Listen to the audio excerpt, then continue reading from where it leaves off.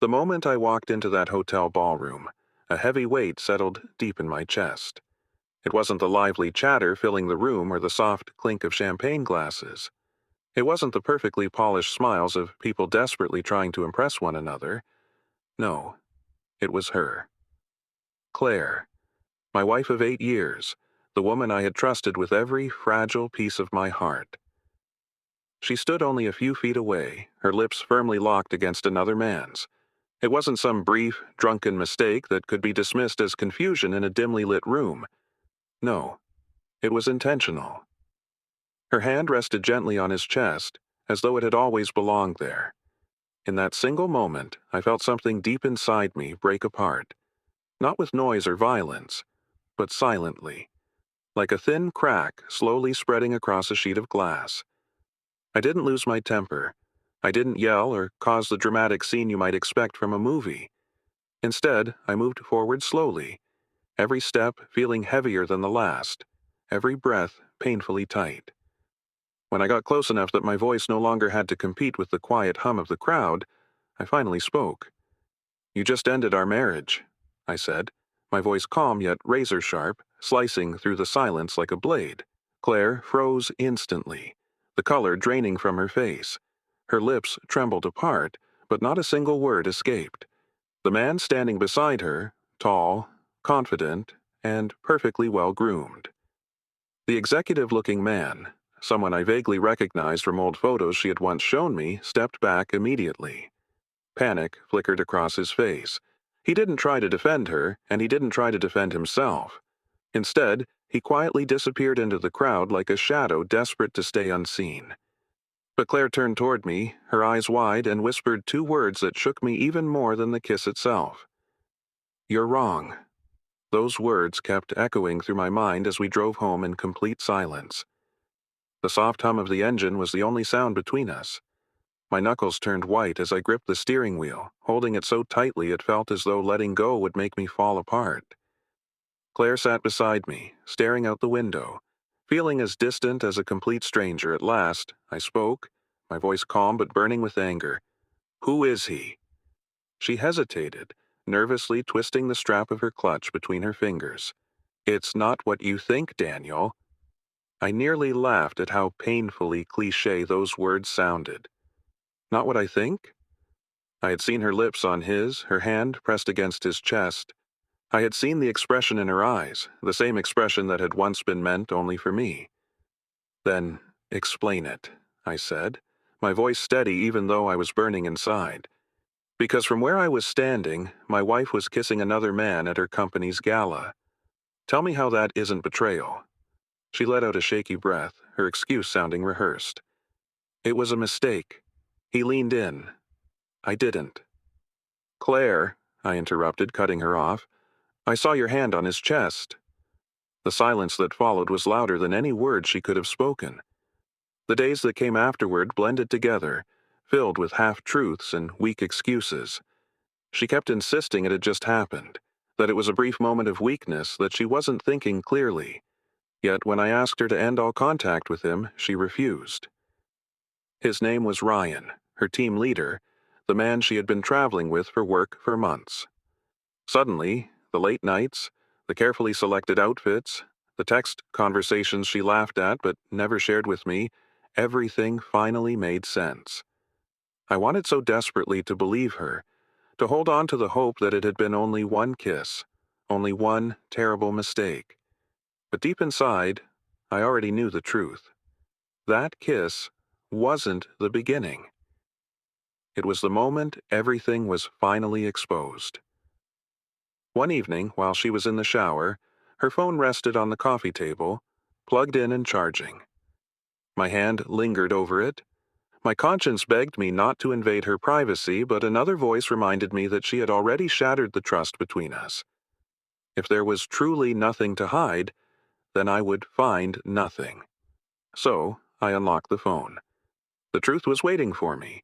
Dozens, then hundreds of messages were hidden inside what appeared to be an ordinary work chat. But the words were unmistakable. "I already miss you.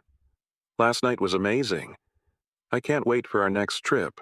Photos, selfies, private jokes, a whole life I had never been part of. My stomach twisted into knots. By the time Claire stepped into the room wearing her robe, I was sitting there like a shadow, her phone still clutched in my hand.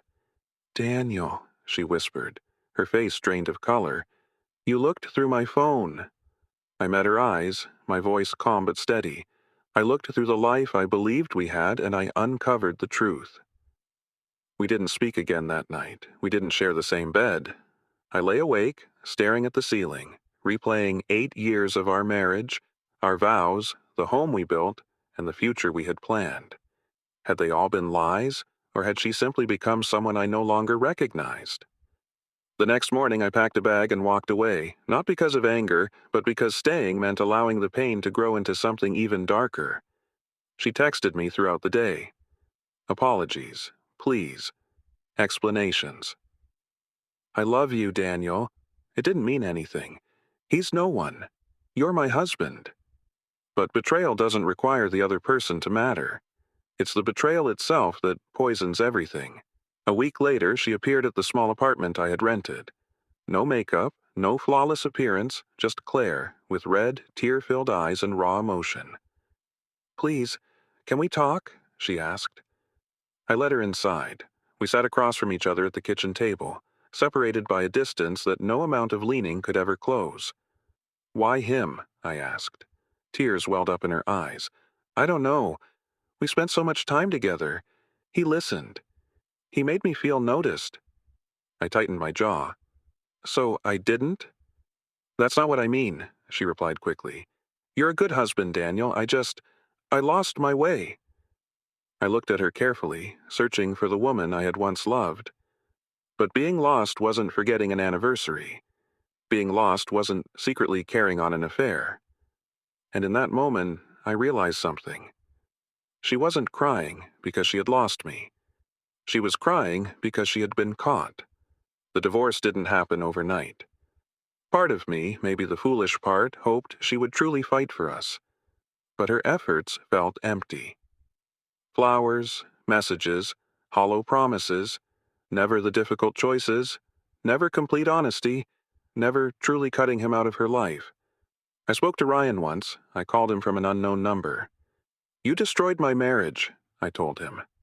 He sounded irritated. "Look, man, it wasn't serious. He was the one I hung up on before he could even finish speaking." "Nothing serious," he claimed, as if that somehow made it hurt less. As if reducing my wife to nothing more than a brief affair could dull the pain buried deep inside my chest. Months went by. The divorce papers were signed. Friends chose their sides. Her family pleaded with me to forgive her, reminding me of all the good years we had shared. But forgiveness isn't something you give away just because it makes everyone else feel more comfortable. 6 months later, I ran into her at a coffee shop. She looked exhausted, thinner, and somehow less alive than I remembered. "Daniel," she said quietly, "I just wanted you to know I ended things with him. It's over." I gave a small nod. "Good for you." She looked at me, a faint spark of hope shining in her eyes.